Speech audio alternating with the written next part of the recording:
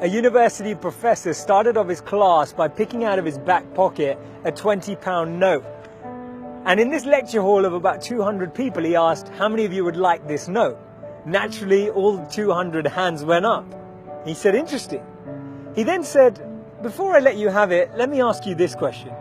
He took the note and folded it in half twice. And then he said, how many of you want this note? Still, 200 hands went up. Now he said, let me try something else. He took the note and he crumpled it. He said, how many of you want this note now?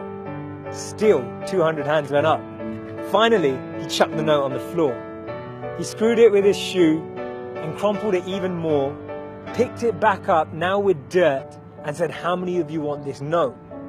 All 200 hands were still up. He said, today you've learnt an important lesson. No matter how much I crumpled that note, how much I scrunched it up, how many times it was trodden on, you still wanted it because it was still worth £20. In the same way that that £20 note held its value, so do you. No matter how many times life will tread on you, life will crumple you, life will scrunch you, and life will squeeze you, you will always keep your value, that spark within us all of bliss, knowledge, and eternity that exists. That spark will never be taken away. Our value is not created by the price of our clothes or our bank balance or the job title that we have. See, we should be building life and not just building our CVs. In the middle of 2009, he was the software engineer that no one wanted to hire. He had 12 years of experience at Yahoo, but he was rejected by Facebook and then rejected by Twitter. He'd been to a great university. He had a great CV. But he decided to team up with one of his alumni members at Yahoo and started to create an app and focus on the startup space. In 5 years' time, he sold that app for $19 billion to Facebook. Believe it or not, that was Brian Acton, the co-founder of WhatsApp. When he was rejected from Facebook, he said it was a great opportunity to connect with some fantastic people. I look forward to life's next adventure.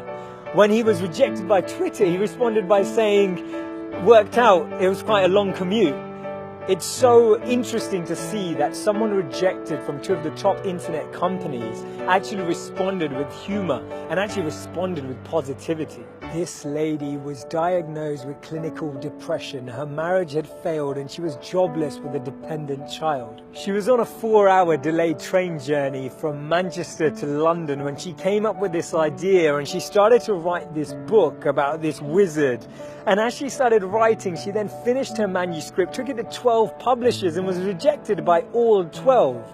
Believe it or not, that's J.K. Rowling. This man watched his first company crumble. He was a Harvard University dropout and his first company's demo didn't even work. He went on to build Microsoft. His name's Bill Gates. Therefore, failure is just a sign that we need to widen our scope. We need to be ready and build ourselves up for the next level. Actually, what we end up achieving is far greater than what we'd envisioned for ourselves. And this divine plan, this orchestration can't be happening without this intervention that occurs, because if we had it our way, we'd just settle, we'd just accept what we thought was our goal, what we thought we were chasing.